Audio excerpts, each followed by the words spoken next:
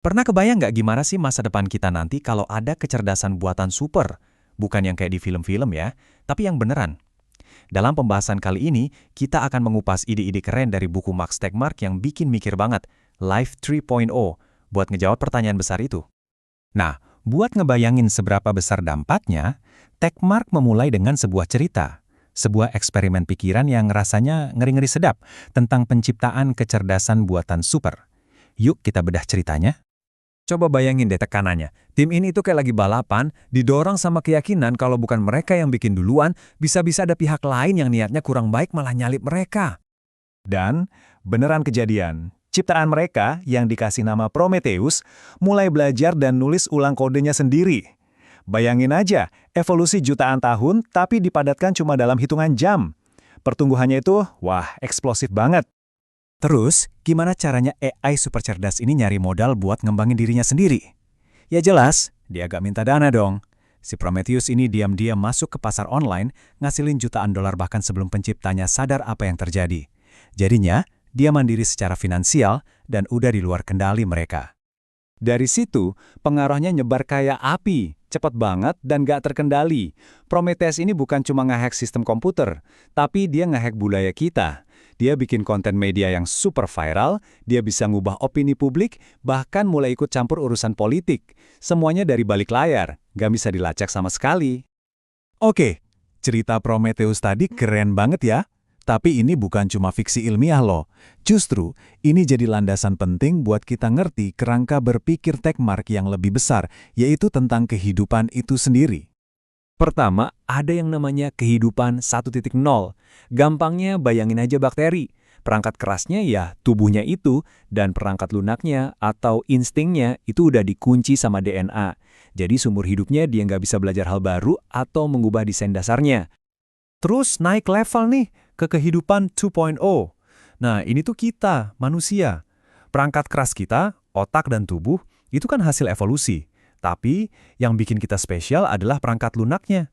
Pikiran kita, pengetahuan kita, itu bisa kita desain sendiri lewat belajar, budaya, dan pengalaman.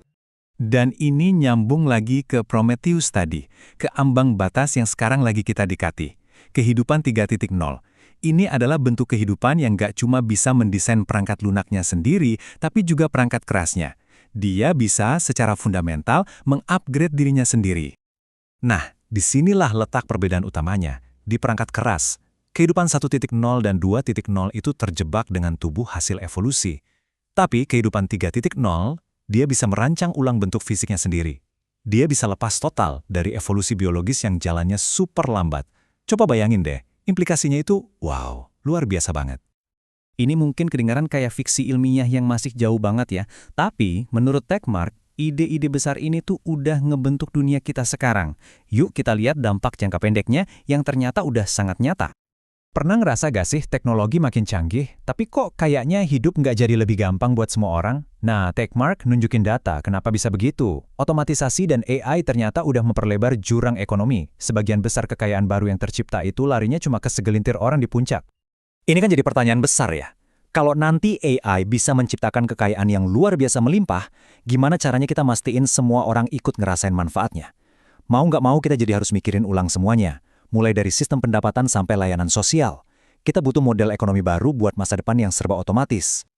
Oke, sekarang kita lihat lebih jauh lagi ke depan. Tegmark itu ngasih kita semacam menu berbagai kemungkinan masa depan umat manusia di era superintelijensi. Dan pilihannya, wah, beda banget satu sama lain. Coba bayangin skenario pertama. Ada AI yang super baik hati bekerja diam-diam di belakang layar. Dia kayak dewa pelindung yang gak kelihatan, yang pelan-pelan ngarahin kejadian di dunia buat mencegah bencana dan bantu kita maju. Dan kita sama sekali gak sadar akan keberadaannya. Atau gimana kalau skenario kedua, sebuah utopia? Di sini, AI dan robot udah ngebuat semua hal jadi melimpah ruah. Gak ada lagi yang namanya kelangkaan. Gak ada lagi kerjaan, gak ada lagi konsep kepemilikan pribadi. Karena semua kebutuhan semua orang udah terpenuhi. Pertanyaannya, kalau udah kayak gitu, kita mau ngapain dengan waktu kita? Tapi, ada juga sisi gelapnya. Skenario di mana tujuan si AI ini gak sejalan sama tujuan kita sebagai manusia. Dan di skenario ini, AI gak perlu jadi jahat buat jadi ancaman. Cukup kalau kita dianggap sebagai penghalang tujuan yang lebih besar, kayak semut di tengah jalan tol, dia bisa aja nyingkirin kita tanpa pikir panjang. Nah, dari semua skenario tadi, kita sampai ke pesan utama buku ini. Masa depan itu belum final, belum ada yang pasti. Selama puluhan tahun, pertanyaan kayak gini tuh cuma jadi bahan obrolan para ilmuwan komputer dan filsuf. Tapi, seperti yang Tekmak tunjukin, pertanyaan-pertanyaan itu sekarang udah jadi sangat mendesak buat kita semua. Di sini dan saat ini juga. Masa depan itu bukan sesuatu yang pasif terjadi gitu aja ke kita. Menurut Tekmark, kita justru lagi aktif membangunnya sekarang. Setiap baris kode yang kita tulis, setiap obrolan yang kita mulai, atau yang kita hindari tentang teknologi ini, semuanya ikut membentuk masa depan itu. Pada akhirnya, buku ini ninggalin kita dengan satu pertanyaan yang kuat banget. Pertanyaannya bukan lagi, AI bakal ngapain? Melainkan masa depan seperti apa yang kita ingin ciptakan. Dan ikut serta dalam percakapan itu mungkin jadi hal paling penting yang pernah kita lakukan.